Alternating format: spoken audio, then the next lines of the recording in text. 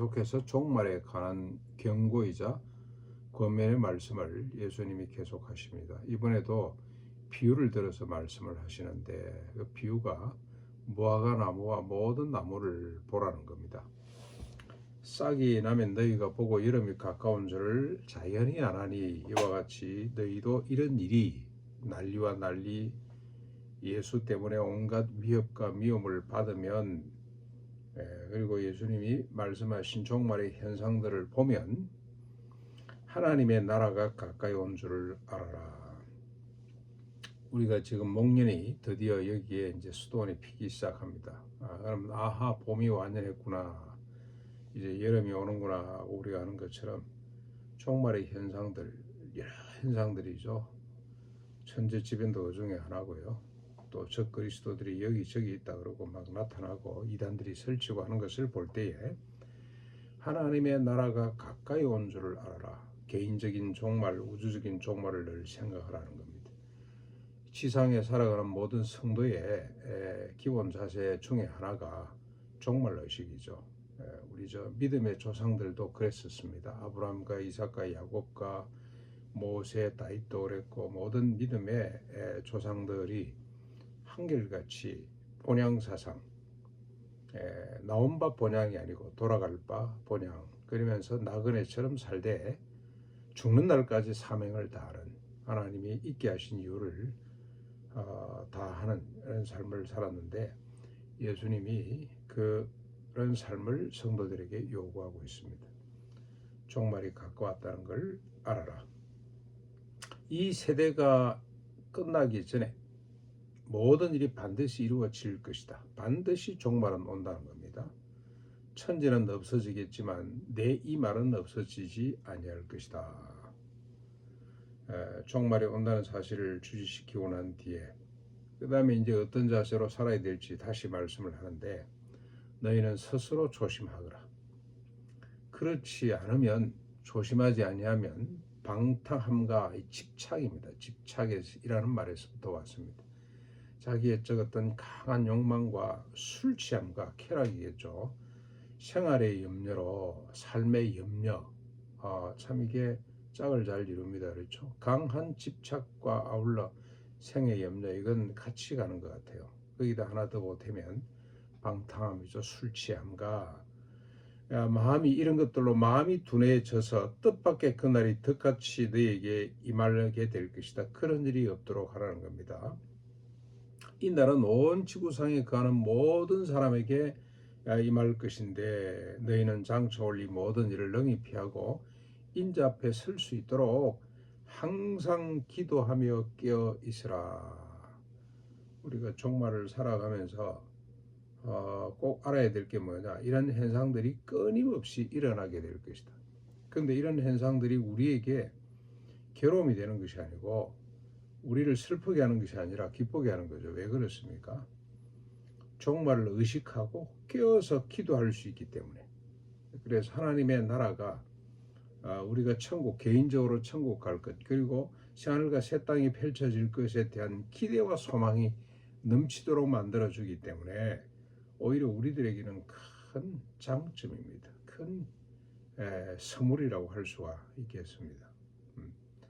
개인적으로도 마찬가지입니다. 우리 육신이 병들거나 육신이 연약하실 때마다 종말을 생각하면서 또 하나님 앞에 추스리게 되고 그 다음에 자기를 돌아보게 되고 이런 복을 우리가 받는 것처럼 성도들에게 주신 큰 하나님의 축복이라고 할 수가 있겠습니다.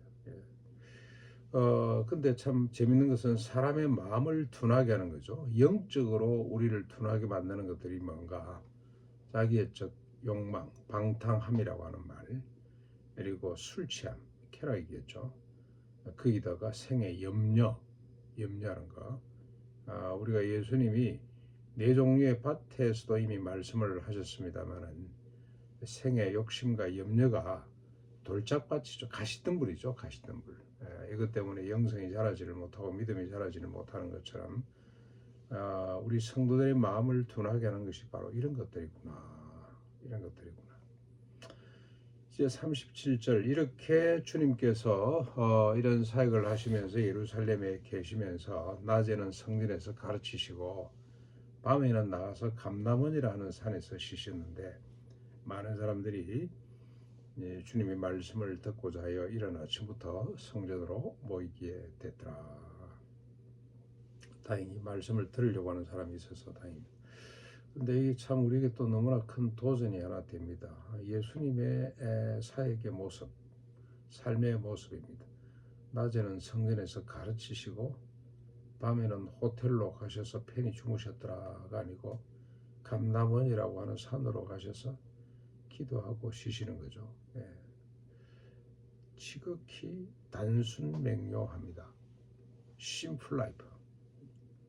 그냥 낮이 되면 해가 뜨면 성전에서 가르치시고 또 누가 갖다 주는 거 먹고 또 일용할 양식으로 배를 채우시고 밤이 되면 어디 뭐 숙소로 가서 뭐 좋은 집으로 가서 호텔로 가는 것이 아니고 그냥 감람원에 가서 포대기 하나 뒤집어 쓰고 그냥 기도하시다가 곤히 주무시고 그래서 뭔가를 소유하지 않는 단순하게 사는 삶 이런 라이프 스타일을 우리가 좀 배워야 되지 않을까. 우리 예수 믿는 사람들은 모르겠습니다. 우리 부모님은 자식들이 사는 집에 와서 보고 세간을 보고는 살림살이를 보고는 너무 초라하면 슬프고 막 그러겠죠. 저도 우리 딸들 집에 가서 세간을 보면 야 참 부족한 게 많구나 이런 걸 보게 되는데 근데 앞으로 살아가면서 많이 늘겠지 그런 생각을 해보는데 부질없는 생각이라는 생각이 들죠. 그냥 간단하게 단순하게 살다가 주님 오라고 하실 때 툴툴 틀고 그냥 가면 되는데 뭘 그렇게 뭘 가지려고 하고 뭐 좋게 또 꾸미려고 하고 그러는지 알 수 없다. 가장 심플하게 그냥 하나님의 나라에 관련된 것만 있으면 되지 않을까.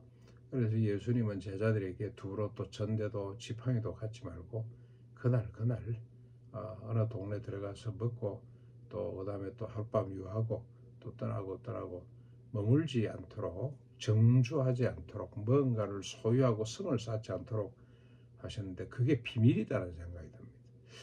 그래서 한국 교회가 이런 모습으로 좀 전환하면 좋겠다. 뭔가를 가지면 사람들이 교만해지고 마치 하나님의 자리를 지가 꿰차고 지가 뭐 대단한 것처럼 착각하려고 그러는데 갖지 않는 것도 중요하다.